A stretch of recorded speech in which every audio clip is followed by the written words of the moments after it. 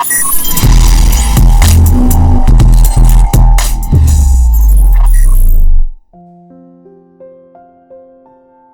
to negotiate your salary.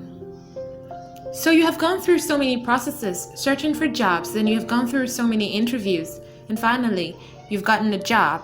And there is another challenge: negotiating your salary.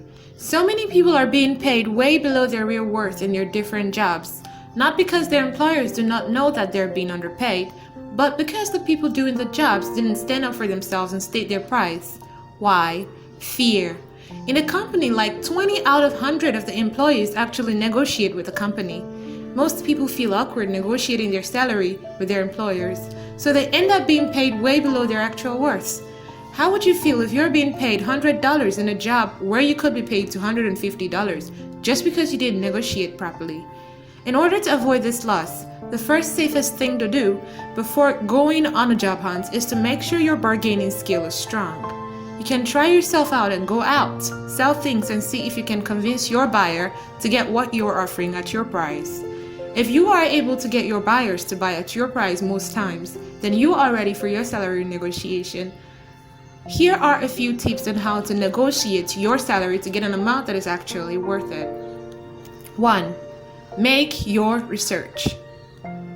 Before you walk into a company to sit for an interview, make sure you have done your homework. It could be an online search, or you could go ahead to ask around about the company, what their startup pay is like, what and what not to expect. When you do that, you stand a chance to gain enough knowledge on what to ask them for, so you don't ask for something out of the world or worse, something below your standards. 2. Take your shot. After making your research, you must have had an idea what goes on in the company, who gets what, and a little insight on how much is being paid. So when that question comes up, like how much are you willing to accept? If you were told they paid the last worker like $100, you can start with $250. Even if you know you weren't paid that much in your previous job, they don't need to know that. After all, who doesn't like the extra money? 3. Don't give in too easily on their first offer. It can be very tempting, especially if the job gotten is one you have been desiring for a long time. So all you want to do is jump into it and take whatever is being given to you without considering if it is worth it. So many companies actually expect candidates to refuse the first offer, so they always present a price lower than what is in their budget. So you should still ask for more. It won't kill you to ask. If you take the first offer presented to you, especially if you think you should be given more than that, it is very possible that in the near future you would feel bad because you aren't appreciated enough, and that can totally poison your satisfaction in the job and kill any motivation you have to do the job. 4. Ask for time to consider the offer. Some people can be lucky enough to be given an offer way higher than what they expected, so they immediately jump in yes. It may get the company thinking that maybe they gave you an offer that's too high, when they could have gotten you for less. So no matter the excitement when an offer is made to you, be sure to keep your cool and extra time to think it through. It won't just make you look professional, but also important. 5.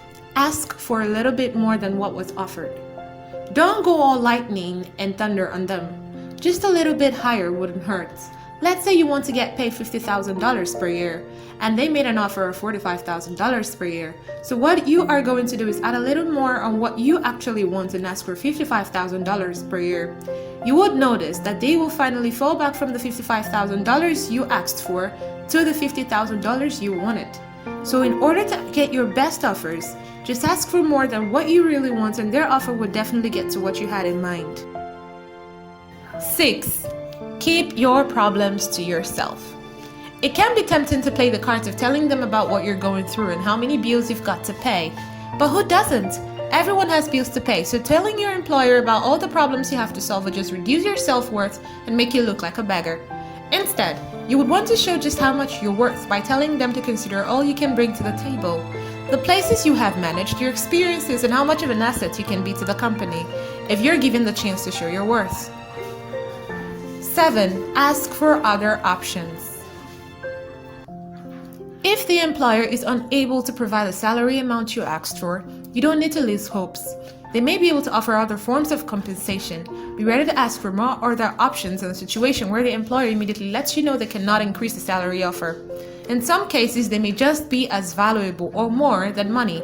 So if you don't get exactly what you asked for, you might want to ask for other benefits you'd be getting as a worker in the company that aren't monetary. 8. Be confident. One of the things that make people stand out, especially to a company that's hiring workers, is the ability to stand firm and be sure of themselves. It makes them know your worth and consider you capable of whatever work you're being hired for. So whatever you're being given to do, even when negotiating, do it with confidence. It brings out the professional candidate in you. 9. Be ready for tough questions. Most people are being met with questions they didn't even see coming. This takes them unawares and makes them stutter or sweat or sometimes say things that are not true just to impress their employers. The worst thing that could happen to any worker is to start their negotiations with lying. So before you sit for that interview, make sure you've gathered your facts in order to answer the questions satisfactorily so that when you request for a pay, they'd be happy to give it to you. 10. Do not be afraid to walk away. In some cases, an employer may not be able to meet your salary requirements or offer any benefit that will make it worth it for you. Then you need to decide if it is what you're willing to take on. If it is less stressful than your current position, closer to home, or offers you more time, you may not mind taking a lower salary. However, if it isn't something you can deal with, then you should consider walking away. Sometimes these companies just want to see if you truly know what you want. If they notice that you are willing to walk away, they may consider giving you what you want or something close to it. But if they don't call back, then don't compromise. Look elsewhere and check out other opportunities out there. Because yes, there are other opportunities out there. So why take something you may not be happy about in the future when there is a huge possibility of getting something more comfortable for you out there? Make your choice wisely. Thanks for watching. Don't forget to subscribe, like, and share this video. And drop a comment because we would like to know what you think about this video. Bye for now.